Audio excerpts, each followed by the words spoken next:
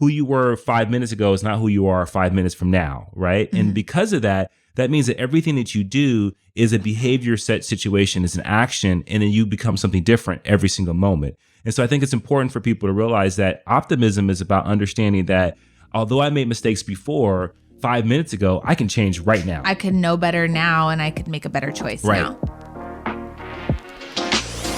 Welcome to the Push Podcast. Why push? Because a nudge is just too friendly. And friend, we're here to help you get your shit together.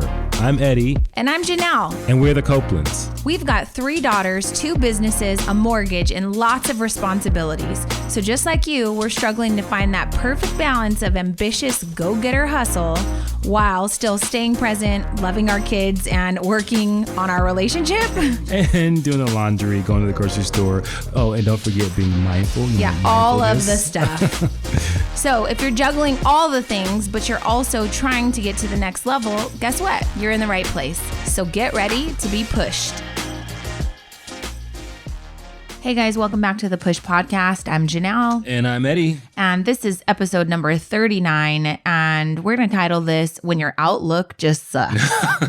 We've been talking lately about like optimism and pessimism and is it learned? Eddie's actually reading a book. People ask us all the time what books we're reading. So I'll tell you, I'm reading Untamed by Glennon Doyle. And I have a story about a cheetah. I'll tell you that later. But Eddie's been reading Learned Optimism. Learned Optimism. Which is interesting because you're already overly optimistic, I think. Yeah, this is for that sounded so pessimist. This is for the pessimistic people I know. I'm trying to find out how to help them. No. Gosh. No, I'm always fascinated on like the kind of the DNA, or I would say the anatomy of how we think and how we operate. And so this book has been really great, and it's written by a doctor who's done a tremendous amount of research around optimism and pessimism. Is it learned, and does it lead to hopelessness and or helplessness, I should say? And so I think that's one of the things we wanted to kind of discuss today, because the last couple of weeks we've been talking about a lot of things. We've talked about it going from a place of moving your ass and taking initiative to a place where you say, am I tired or do I want to quit? Right. And resting I think versus quitting. I think it's fair to say we've been all over the place, mostly me in the last few weeks, because it's been challenging for me. Right. And so I think what made me think about this, and we were discussing this, is that I was thinking, wow, you have to have a strong sense of optimism to persevere through certain things, especially when you're trying to take over the world, when you're trying to make lemonade out of lemons, right?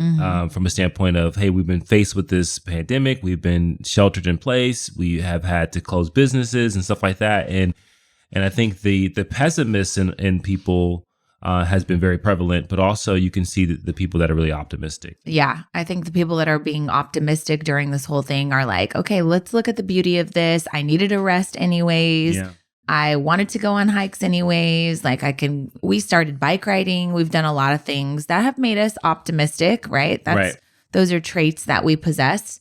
And then conversely, there's been an insurmountable amount of just like BS, I would call it, negativity, like people talking about their freedoms being taken away, the government is ruining your life, and you know, hey, everybody has their own opinion. I get it. I'm totally supportive of whatever you believe. But today's podcast is designed to get you to ask yourself, are you an optimist or a pessimist? And we're going to talk to you about the importance of identifying whether you're an optimist or a pessimist, because it directly impacts your health. Absolutely. It directly impacts your outlook on life, how you interact with other people, the blessings that you become grateful for, the opportunities that are created in your life. And it's like this domino effect, right? And so I think we all possess a certain level of optimism and pessimism, but this episode is designed to get you just kind of do some self-reflection, self-inventory, and see,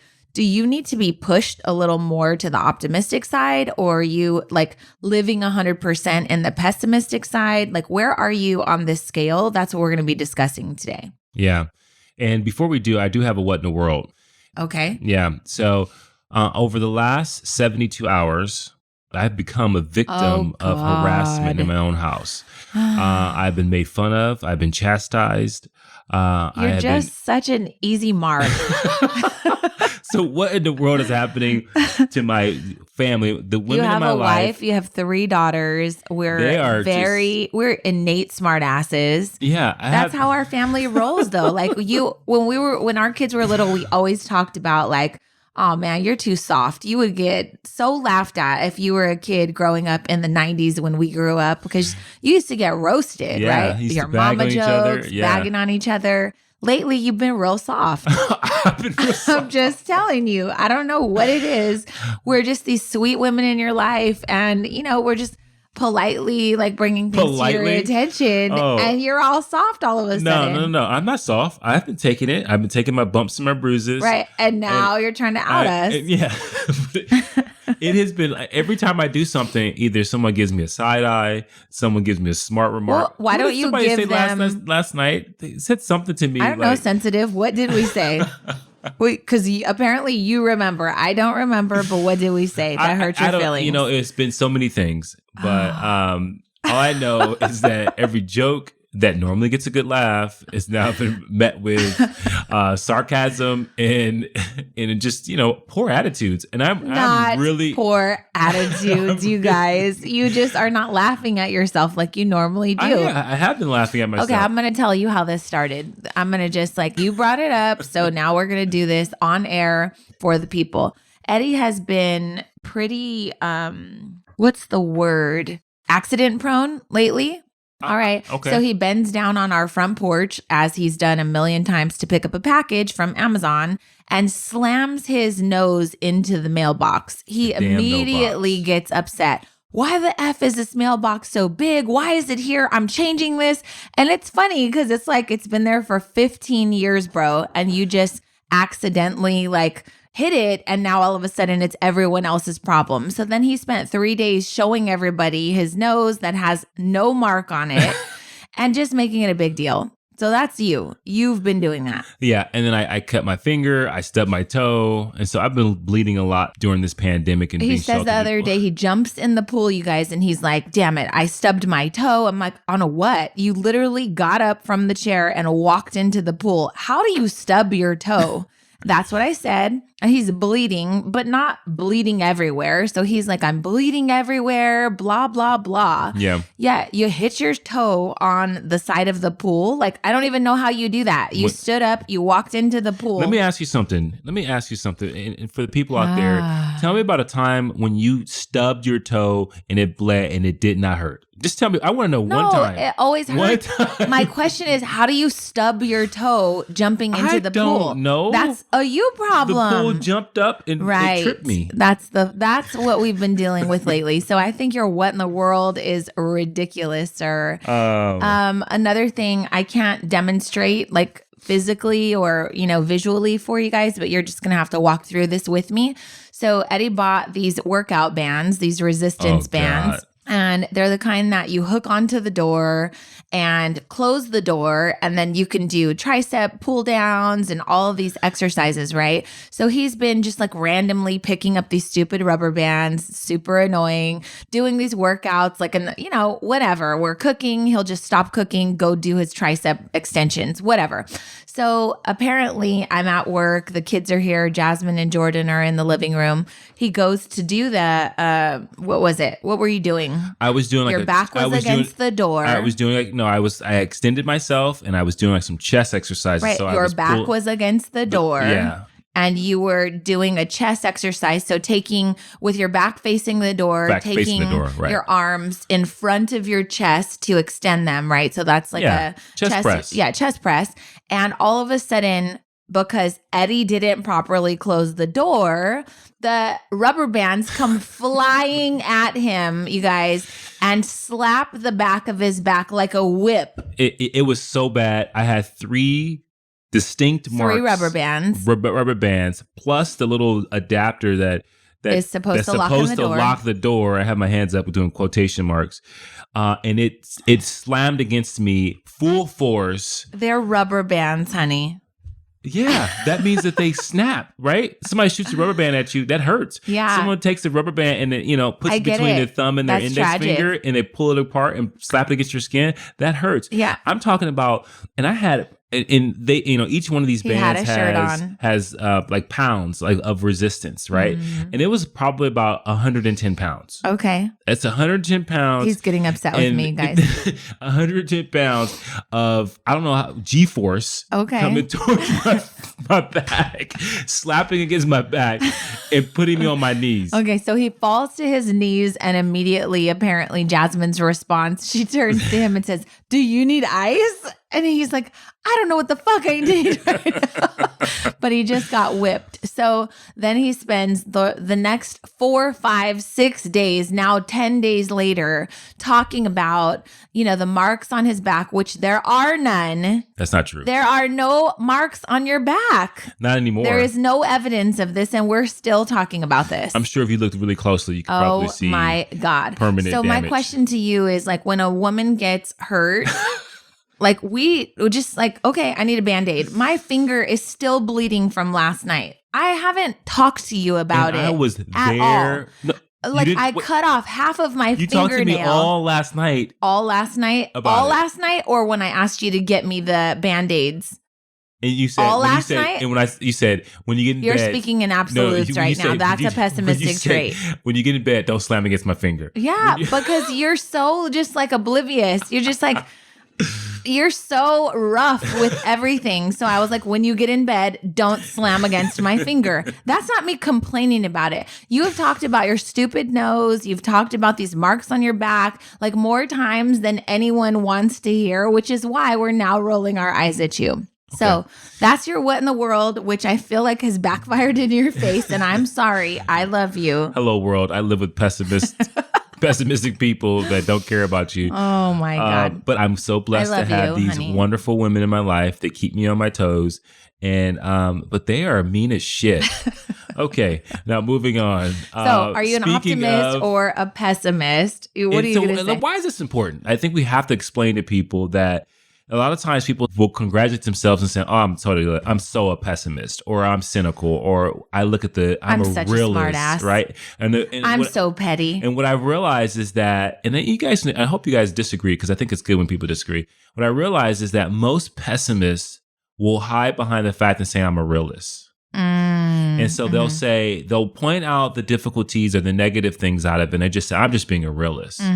Where an optimist is sometimes looked at as a person that their head's in the clouds, that they don't see the reality. But science has proven that optimists are more healthy, they have more success, they have better relationships, and they're able to avoid depression more than a person that is pessimistic. I agree.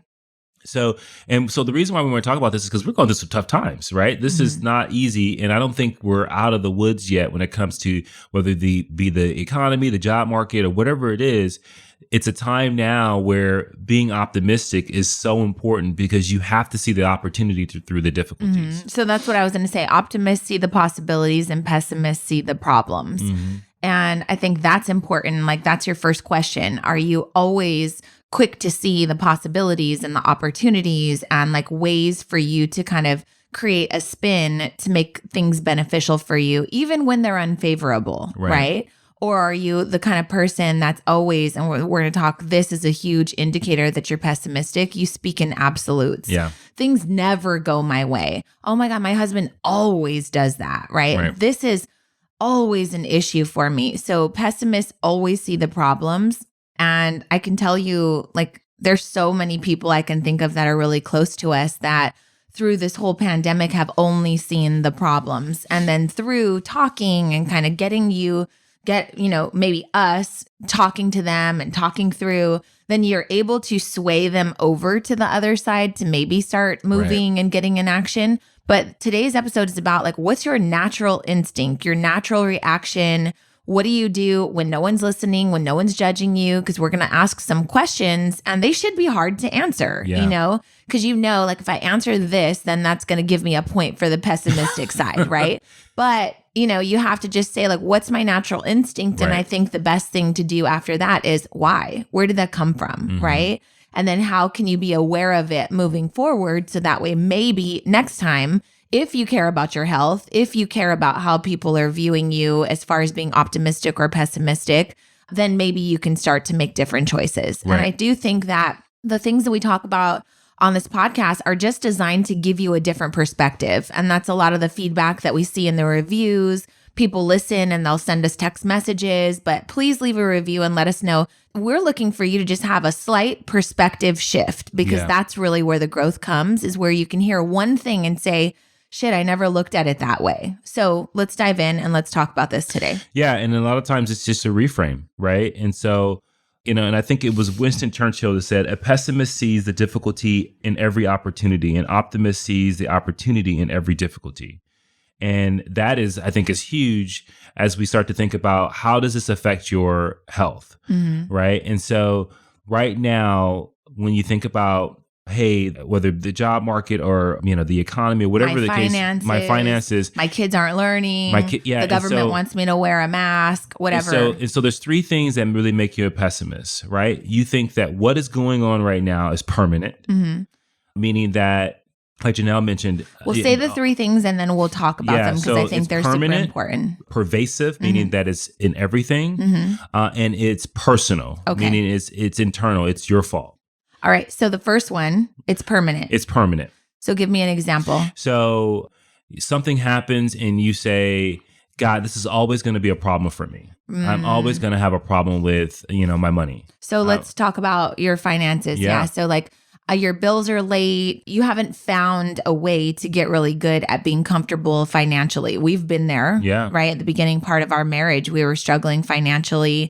And the thing was, we made a ton of money, right? Yeah. So we thought, God, we just need to make more money. We need raises. And then I will say that that's a pessimistic attitude, because you're not taking things into your control. You're just sitting there hoping and waiting for a raise, so that way your situation gets better, right? And so that's like empty hope. Right. Yeah. And then you become hopeless and you feel helpless because there's nothing you can really do about it, right? So for me, ironically, one of the questions about being a pessimist is you make everything your fault. But that one's a little gray area for me. We were talking about it because in situations like about your finances, I think it's not your fault, but it's your responsibility. So we had to learn, oh my God, we make a lot of money. Where the hell does it go? Because if we make a lot of money and we don't know where it goes, what would we do with a lot more money? We wouldn't know where that goes. Yeah. Like no one ever says like, hey, I make so much money and I don't even know where it goes. Great. You're qualified to be the CEO of this company. We trust and believe that you know exactly what to do with this company's time, money, and resources. So here we were trying to be CEOs of a company or trying to get promoted, but you're not being a good steward over the things that you have, right? So we started to kind of learn that and say, well, instead of complaining and hoping and waiting and wishing, what could we do to take responsibility around our finances? Because it's not a permanent state, right? Same thing can be true for your health. If you say like, oh God, I never stick to diets. Well, you're speaking in absolutes, you're labeling yourself, you're not giving yourself any credit, and you might be speaking to what you've done in the past, but it doesn't necessarily mean that that's what you have to do in the future. So it's not a permanent state, but oftentimes people make it a permanent state. And I think it comes from cynicism. Like you've disappointed yourself and you know that this is kind of your track record. I've heard women say like, oh, I always choose the bad guys.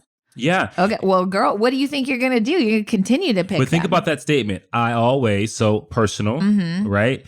I always pick the bad guy. So not only is it personal, I always is pervasive, meaning that I do it all the time, right? Even when I'm picking friends, I pick the bad guys, right? And you've making it permanent because of the fact that you now identified yourself as a person that makes bad choices in men.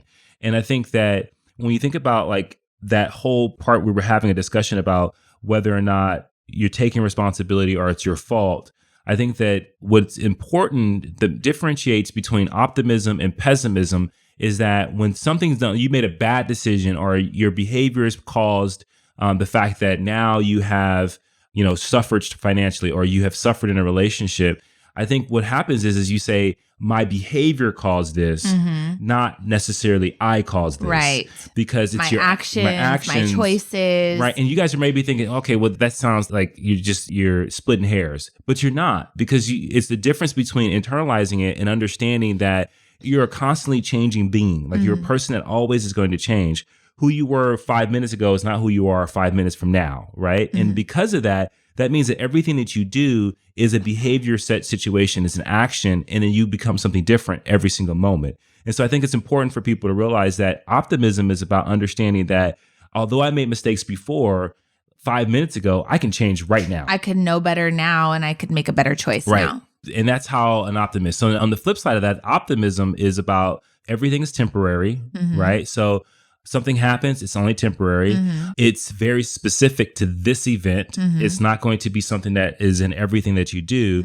And then everything is external, right? So I'm bad with my money is because I haven't learned yet how to manage my money correctly, right? It's kind of an external thing that you have to say, I have to learn how to manage my money. It's not that I am a bad person with money. Right. I have a poverty mindset. Right. So again, this is important because studies show that people who are more successful, people who are happier, people who have greater happiness in their relationships, more love in their life, they get depressed less, they make more money, and they're generally just healthier in general. Those people are more optimistic, right? And it was interesting because I was reading in the book Learn Optimism, and he talked about the fact that he broke down how it affects your health, which I thought was very interesting. So tell us. So people that are pessimistic are highly susceptible to depression, which depression is interesting because it depletes this hormone, which is hard to pronounce, is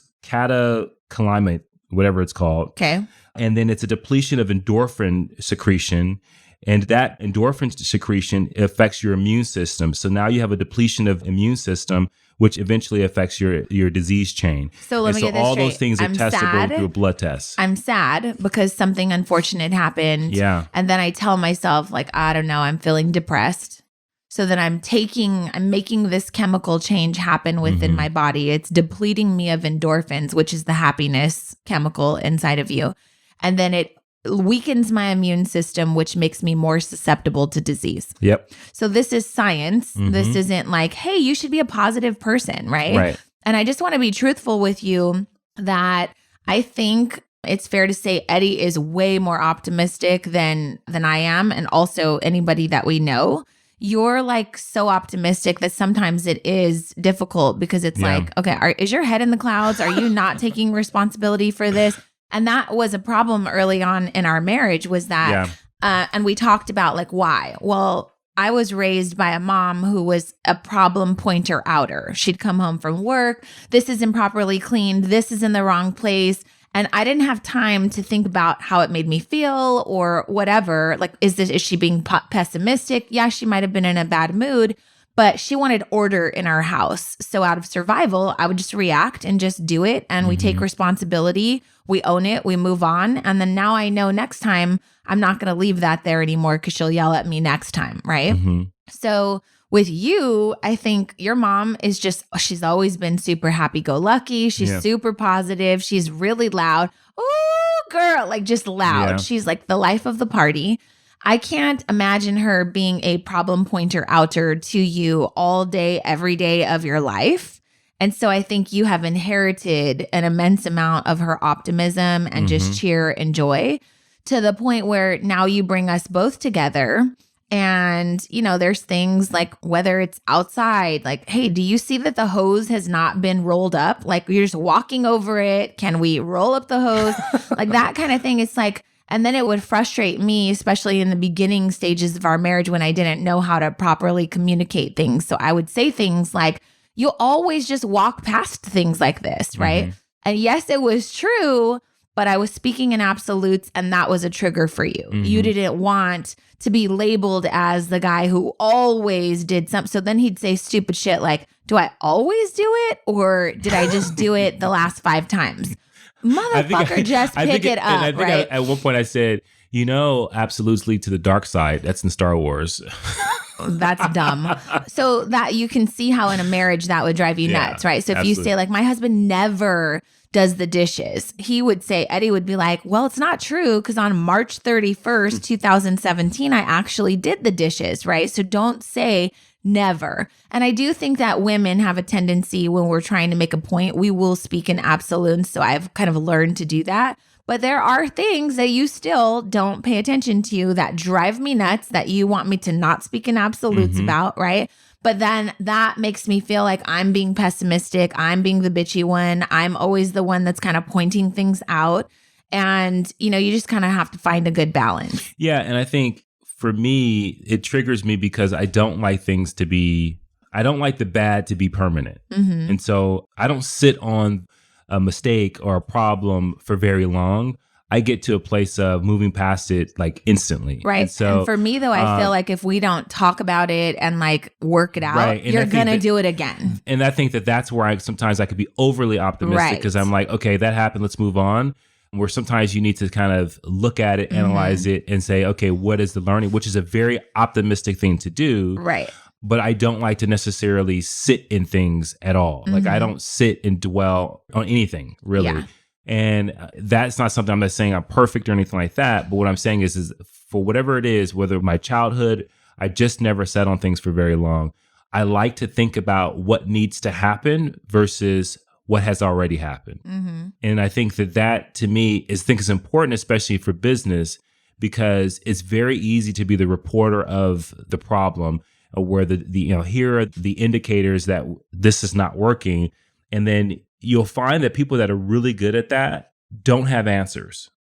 People that can say, well, this is the problem, this is the problem, this is the problem, this is the problem. And when you say, okay, so what do we do? They spent so much time identifying the problem, they can't even think of a solution. Yeah, so that's the next question then. Like, if optimists see the possibilities and pessimists see the problems, then this is the statement: pessimists roam the earth expecting things to turn out worse than they really are. So, I had a mammogram. It came back irregular. They called me. I can't tell you how many friends were like, oh my God, it's probably cancer. This happened to my mom, blah, blah, blah, blah. And it's worse when it's you. Like if it were them, I knew that they would be debilitated for a week. I knew that this would fully consume them. I knew that they'd be thinking the worst.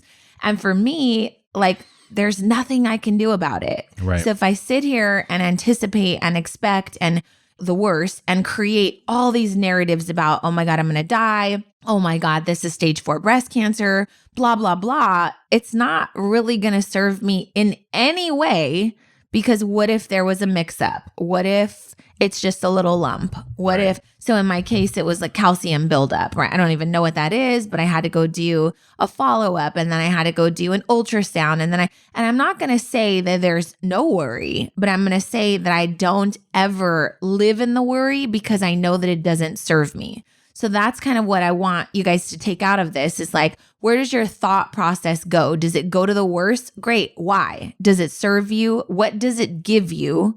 And if it's not beneficial, then this episode is designed to get you to think like, okay, what if I were to think best case scenario? Right. Because it's not literally going to do anything for you to walk around for a week and think that you have stage 4 breast cancer.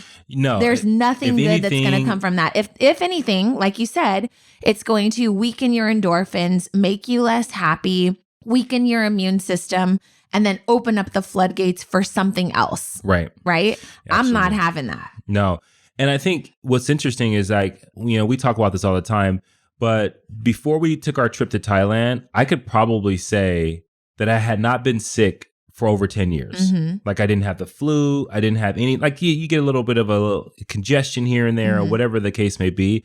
But I literally had never been sick, right? And since that trip, I haven't been sick, right? But we tell people, like we tell our kids when they start coughing, they're like, oh, I don't feel good. We'll be like, don't give in to it. Don't give in to it. You're fine. Yeah. Say that you're fine. Determine it. Drink some water, or declare it. And we've done that for many, many years, and we're not sick people. No. And so one of the things that I learned that they did science on is they did a study, and they studied these war vets, and they analyzed their letters. So there's about 70 war vets, and they wanted to see if they had an optimistic explanatory style, meaning that they saw the world in a very optimistic view, or that they have a very pessimistic explanatory style. And they followed their letters, and then they followed their life. These guys allowed them to test them and to be a part of this research. And so they were very engaging with it, and they did it for a span of about 50 years. And what they saw is that the people that were optimistic, after the age of 45, and here's the key thing that I thought was interesting. After the age of 45, how you think about the world plays a big part in your health, right? Up to that point, you can probably be a relatively healthy, pessimistic person. But after the age of 45, that's when it starts to weaken your immune system. That's when it starts and you start to have these ailments and things that that come up. And so they found that these individuals who had this, they were both all in the same war, they all did the same things, and they followed their letters, and they also did a test on them. The people that are optimistic, they lived longer, they had less life-threatening diseases or issues, and then they had less depression moments. And here's the thing about being depressed. You could be the most optimistic person. You will always experience some type of sadness at some point. But optimistic people move quicker out of that phase than people that are pessimistic. So if you're listening to this and you're saying to yourself, well, I don't know, just look at some of the evidence. How long do you allow bad things to dwell in your mind? How long do you allow it to envelop your entire life? How long do you sit on those things? And if you find become a victim to those things? Do you become a victim, and does it change your outlook on life? When you see something bad happen, now you think that that's always going to be something that happens throughout your whole life? Or do you think that that's something you always have to be aware of because it happened once, that means it can happen over and over again? Right. And so those are little telltale signs that you may have a pessimistic outlook, and that reframing is so important. And we talk about that all the time. Like when something happens, how do you reframe so that you get the most out of it? Yep. Right? So what's the second one? The first one's permanent. So we're talking about speaking in absolutes. The next one, the second one, is pervasive. Yes, pervasive. So meaning that the things that happen in this particular situation are consistent, and they're in general happen in all of your Okay, life. so the government wants me to wear a mask. This is another thing they're trying to control. Right. That's super pessimistic. Absolutely, because not looking at this as a specific thing. So yeah, maybe. By the way, we've had a pandemic 100 years ago. So now 100 years fast forward, the government saying stay home. Also, if you leave your house, please wear a mask, right? Yeah. And so people thinking this is just another one of those things. They're taking away your freedoms, which I have to tell you, just sidebar, if you're one of those people that think that the government asking you to wear a mask to keep others safe when you leave your home, if you think that that's stripping you of freedom, I'm going to tell you something that might hurt your feelings, and I'm really sorry. I'm going to say it with love. But you have probably never, ever fought for any sort of freedom then. Yeah. You're probably not Black. You probably have never had any sort of injustice or inequality that you've faced. Yeah. So when you sit here and talk about wearing a mask is stripping you from your freedom, I have to tell you it's offensive to minorities. I have to tell you it's offensive to those who have been victims of injustice. I have to tell you, just yesterday I was watching a video of, a young Black kid running in a neighborhood who got shot by two white supremacists. To me, that's taking away a freedom, right? So wearing a mask, the government asking you, hey, when you leave your house, can you please wear a mask in order for this to protect the safety of others? To me, that's not taking away your freedom. No.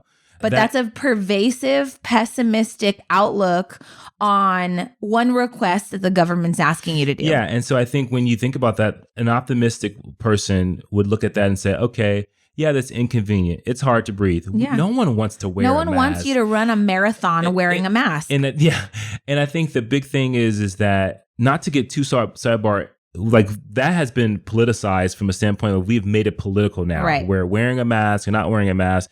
But this is not about that. This is simply about how you're seeing the world, right? The government, the CDC, everyone, all the doctors are saying wear a mask, right? This is a human thing we've got to do to protect one another, right? And so we're not going to get into all the science behind that, but the key thing is understanding that this is not one of those other things. This is just a precaution for right now. Yep. Right? This is a temporary thing. And temporary may mean 6 months. We have to wear these things until we've kind of get to a place where we've reduced the amount of outbreaks.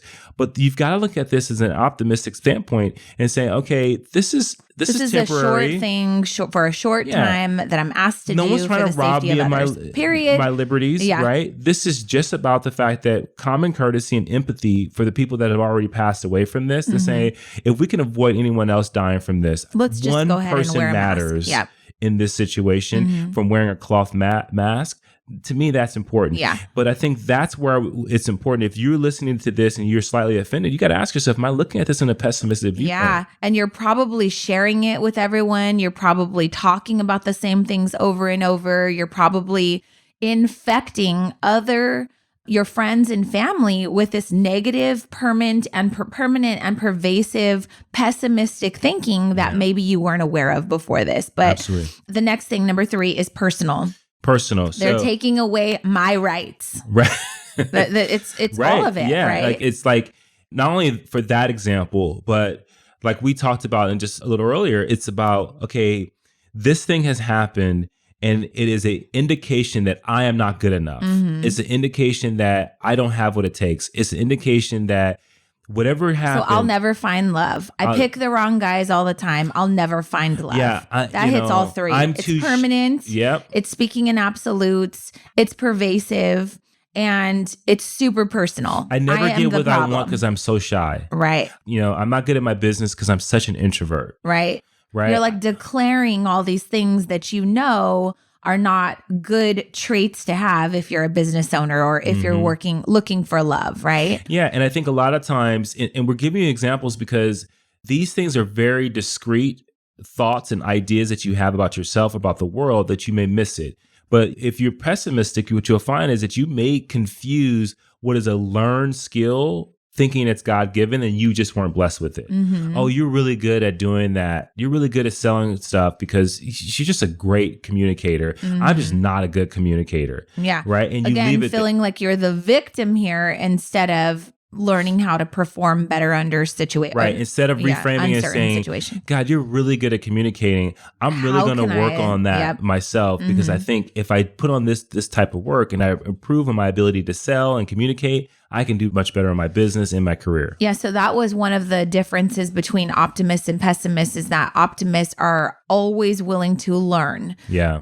Hey, I'm not good at public speaking. It's super scary, but I've got to figure out how to, get better at this because I see other people doing it. Hey, I'm not really good at being a business owner. I've never owned a business. I didn't come from a family of business owners. But I'm going to grab some books and I'm going to figure out how to take a course or hire a coach or learn how to do this. That's an optimistic trait versus a pessimistic trait. And there are so many people that we coach that are just like, somebody gives you a motivational quote, then you decide to start your business. Let's say you're going to sell cupcakes or something.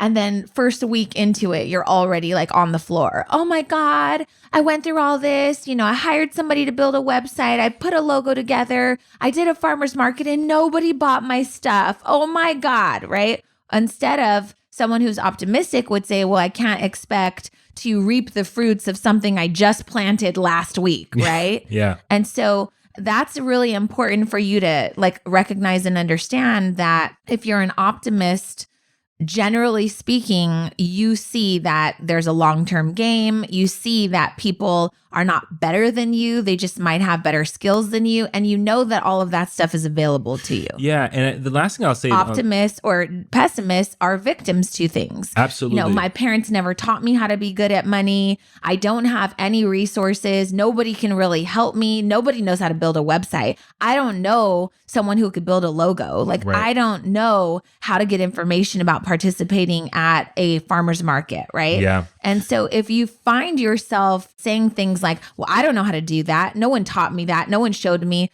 You are being the victim. And that is a trait of a pessimist. Yeah. And, what's interesting is they tracked athletes after sporting events. And they said for bettors, they were like using this science for people to place bets on games. And they said the more optimistic teams win championships more often. Mm-hmm. And they said, how do you measure that? Well, they went and they looked at every interview that the teams did after a win and after a loss. Mm-hmm. And when they asked them what happened in a loss, the athlete from that more optimistic team would say, God, that team, they just really showed up today. Yeah, they outperformed us today. It's all right. We'll get them in the next one. We'll get them in the next one, right? We'll make sure we get better on Kobe, this. Yeah. Jordan. They never say, and they said the pessimistic team says, we're just not good at defense. Mm-hmm. We don't understand how to play this game very well. We're not strong, right? That's what the pessimistic team saw. And they saw that they had a higher losing percentage than the optimistic team. So this is something I think is amazing to really look at. And the crazy thing is this, is that human beings are born innately optimistic, right? To think about it like this, you plant a seed in the ground and then you don't know, like this is the first seed ever planted. You have no idea what's going to grow, but you keep coming back and watering it, right? That's optimistic, right? And so when you think about natural order, like babies that are born, they're naturally born optimistic. Pessimism is something that's learned. It is taught by our parents. It is taught by kind of the conditioning of how our society and the society that you're living in. And when you learn that pessimistic style, you adapt it because you're seeing evidence and when it's correct. Right. Right. And we all know that more times than not, things are not going to work out the way you want them to work out. And so if you're leaning on that as the story of your life, you're going to probably be more pessimistic. That's called defensive pessimism. It's when you're like calculating all the negative things that could happen almost to be right. Like, see, I told you I was right. See, I told you that there's no good men out there. Right. All right. Well, there you go. You just made yourself right. Here's some permission to be wrong. Right. And that's just super pessimistic. Yeah, because I don't know if getting you right gets you nothing sometimes. Yeah, is there a award ceremony for being right? Like, no, someone say, you're hey, this right. is the right there awards. Are no good men out there. Good job. Here, you get the crown. In our annual You Were Right award, you win the award for getting it right about not having good men out there. But yeah, those things it's interesting, and it's also something I think that we wanted to share with you guys because I think we have to show you that there's a reframe out there. If you are overly pessimistic about the way the world is right now, there's a reframe that's necessary to, one, keep you healthy, and to two, to help you get through it. Yeah, and to change the outcome of how you're going to come out of this, right? So here's a couple questions, just yes or no. Let's try to get through these. We don't do anything fast. Do you view most things are your fault? I'm going to say no for you. No, but I do see them as my responsibility. Okay, same. And I think the difference is because you're willing to do something about it. Okay. If you weren't willing to do something about it and you said it's not my fault and you don't do anything about it, then you're neither one optimistic or pessimistic. You're just not taking ownership. Okay, number 2, do you have an all or nothing thinking? I'm going to tell you, I'm all or nothing. Like, not in a negative way, but I'm like, okay, I'm going to go all in. I get obsessive about things. But I also am not attaching like a meaning to like, okay, that didn't work. That makes me a failure, right? Yeah. So it's kind of a confusing question. But if you say all or nothing, I think that they're referring to absolutes. Like if I go all in with this new guy that I'm dating on this time in my life, if it doesn't work out, then great. There's another failure. And that's a really tough question. That is. Yeah. Are you an all or nothing person? Got it. Yeah. Okay. Number 3, do problems become catastrophes? No, not for us, like ever. If a pipe busted, it would just be a temporary, huge inconvenience, but we would get through it, right? So catastrophes, I think, are things that can't be changed. Like it'd be a catastrophe if I lost you. I think I would probably lose my mind. But anything other than like death, I think we could overcome, we could get through, we could learn from it, we could pivot, we could take some ownership, we could use it as a tool for growth. Right. Okay, that's a big one though, because so many people I know blow things up out of proportion. It's like, girl, if you spent less time making a big fucking deal about this, you could be doing so many other things, right? Yeah. So I just don't have time to make things a catastrophe. Number 4, are you a perfectionist? I will tell you, I'm a recovering perfectionist. There are things that I don't think you should do half-assed things, right? Yeah. But I don't think that that makes me a pessimist. I think that it could turn you into a pessimist if nobody does things to your standards.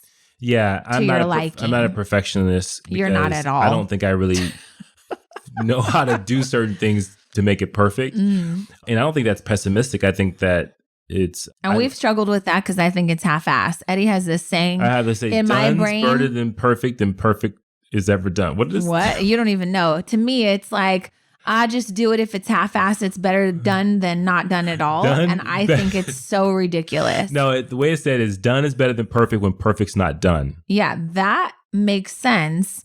But done is better than perfect, end period, not good. Like, that's not good. That's caused some problems with us. Okay, number 5, do you have a hard time accepting compliments? I have so many friends that are women that You could say, oh my God, you're looking really good. Oh my God, I had a burrito last night. Okay, shut up. Take the compliment. I will tell you, it's super pessimistic if you do not know how to receive a compliment. It makes me want to gouge my eyeballs out. But also, you don't understand that you're insulting people for saying for having bad judgment. I am a giver. Like, I want to make sure that I'm pouring into your life. And when you're like, oh God, this old thing, or oh, this is, and you don't accept the compliment, to me, it's super selfish and it's super negative and pessimistic. And all of the friends I know that don't do a good job of accepting compliments, they are also the same people to say, there are no good men out there. Yeah. You know how guys are. Oh my God. Like, I hate to, I'm not going to call you out, but you have a pessimistic outlook on life, which is why you don't have a good man, which is why people don't know how to compliment you, because you don't know how to take them. So don't. You're creating it. Oh, it drives me bananas. Yeah. I still love you, but it drives me crazy. Number 6, do you seek the approval or opinion of others before acting? I mean, no. Okay, next one. Do you tend to overgeneralize? That's speaking in absolutes like we talked about. Like, yeah, I'm very, very specific. If something is wrong, I look at that specific thing. It's isolated. He's like, 3 times now you've done this. Yeah. Where I might say, hey, is this a habit? Can you not keep doing this? That's the difference in our language, right? Yeah. Okay, number 8. Do you focus on the negative minutia? Mm-hmm. Like the noise. No. Yeah. I don't. No, I don't even like when I see like negative things happen. I don't like watching it. I don't want to like when social media, when things get negative, I'm just like, yeah. So if you said yes to any of these, if you said yes to 4 or more, then you're a pessimist. You got to get your shit together. All right. So here's some tips to becoming an optimistic person. Number 1, avoid catastrophic thinking. Don't blow things up. Don't use things like awful, disgusting, horrible all the time. Like, just if you're really exaggerative, is that a word? If you exaggerate things. There you go. Yeah, then that makes you more pessimistic. It turns it into a catastrophic thing. And you need to stay away from that. Number 2, give yourself credit for your own success and take the freaking compliments. Mm-hmm. Number 3. I'm really good at giving myself pats on the back. Yeah, you are. A little too much, actually. The pessimist in me. He's like, oh, did you just give yourself a cookie for that? Like, that's just, you woke up, bro. Good job. Yeah. You are funny. Be persistent and act as if you are an optimist. So that's a really good key thing, I think, for shifting your behavior. If you're persistent and you're acting as though you're an optimist, don't do it as a smartass, though. Mm-hmm. I know some people that are listening to this and they'll be like, oh, people are just so rude these days. They don't hold the door for you. No, I think that one guy right there, he's rude. Yeah. He didn't hold the door for you, right?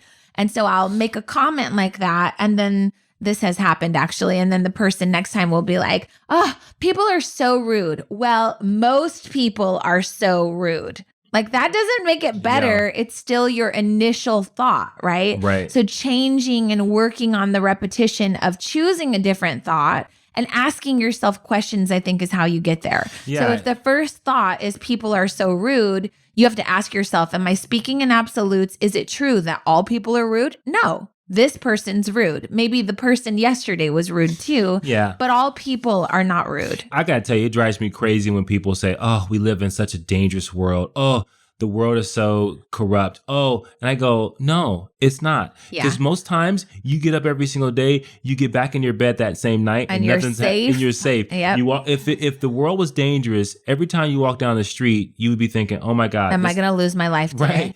Right. And that's not the case. The reality is that more people are nice, kind, willing to help. And do we have bad apples? Yeah, we have to. Otherwise, we wouldn't even recognize the good people. Yeah, for sure. And I like when people say that, I think of this, it's going to sound so stupid, but like we drive on a highway and we're separated by lines that are painted on a street.